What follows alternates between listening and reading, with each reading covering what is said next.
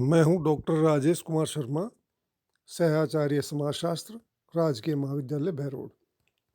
प्रिय विद्यार्थियों, आज का ये व्याख्यान BA part second, paper first, सामाजिक अनुसंधान की पद्धतियों के अंतर्गत सारणियन का चैप्टर है। इस चैप्टर में हम सारणियन की परिभाषा, डेफिनेशन ऑफ टेबुलेशन, सारणियन के उद्देश्य, ऑब्जेक्टिव्स ऑफ टेबुलेशन, सारणियन के लाभ, एडवांटेजेस ऑफ टेबुलेशन और सारणियन की सीमाएं, लिमिटेशंस ऑफ टेबुलेशन के बारे में विस्तार से चर्चा करेंगे।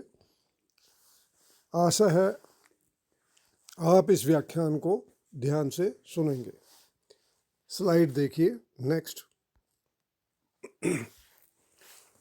सामाजिक शोध में केवल विषय या समस्या से संबंधित तथ्यों का संकलन ही नहीं किया जाता, वरन संकलित तथ्यों को सारणियों या तालिका के रूप में प्रकट भी किया जाता है।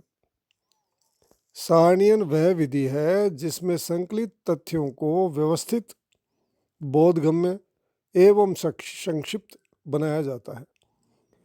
इसमें एक ही शीर्षक से संबंधित सूचनाओं को एक साथ प्रदर्शित किया जाता है।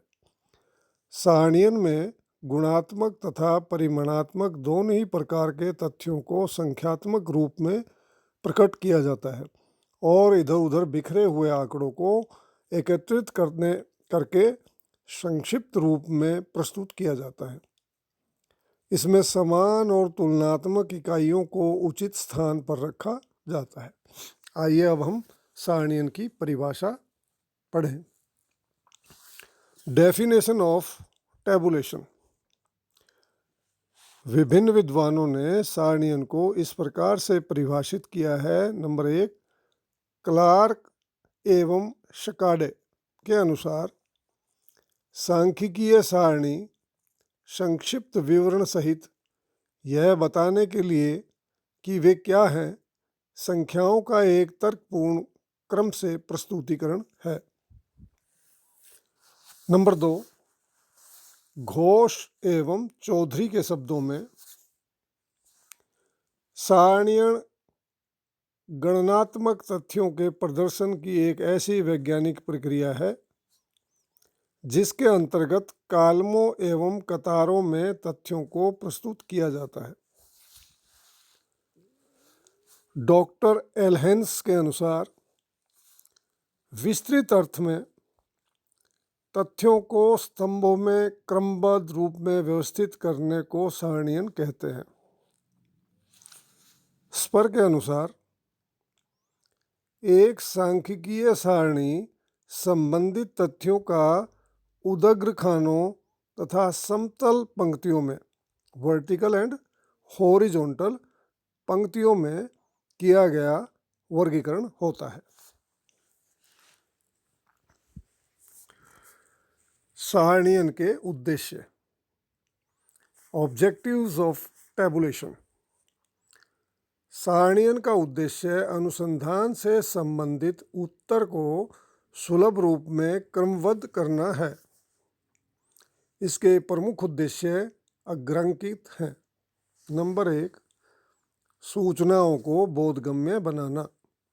सारणियन का एक उद्देश्य संग्रह की गई सूचनाओं को समझने योग्य रूप में प्रस्तुत करना है। नंबर 2, तथ्यों का स्पष्टीकरण। अनुसंधान कार्य में संकलित की गई सामग्री की विशेषताओं को स्पष्ट करने के लिए भी सारणियों के रूप में उन्हें प्रकट किया जाता है। नंबर 3, तुलना में सुविधा। सारणियन में विभिन्न तथ्यों को अलग अलग शीर्षकों में वर्गीकृत किया जाता है। इससे परस्पर उनकी तुलना करने, निष्कर्ष निकालने एवं व्याख्या करने में सुविधा रहती है। नंबर 4, संक्षिप्तीकरण। सारणियन का उद्देश्य तथ्यों के समूह को छोटे रूप में प्रदर्शित करना है। यह गागर में सागर भर देने के समान है। पीवी यंग लिखती हैं कि सारणियाँ सांख्यिकी की संकेत लिपि शॉर्ट हैंड होती है।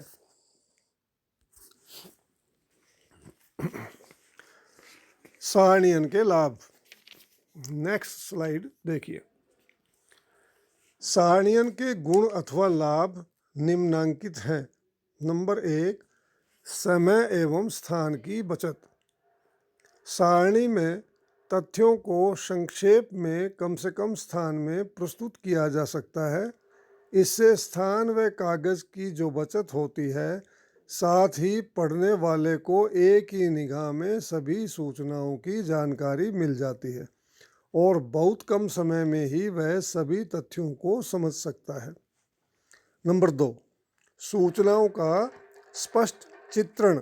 सारणियन में जटिल आंकड़ों के समूह को सरल, स्पष्ट एवं क्रमबद्ध रूप में प्रस्तुत किया जाता है। इससे उन्हें समझना बहुत सरल हो जाता है।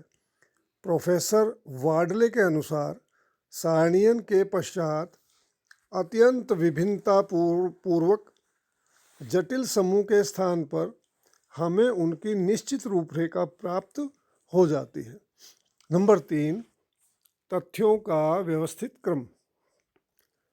सारणियन में सूचनाओं को किस प्रकार क्रमबद्ध रूप में रखा जाएगा, यह तय कर लिया जाता है। इसमें तथ्यों को शीर्षकों तथा उपशीर्षकों के अंतर्गत व्यवस्थित रूप से रखा जाता है।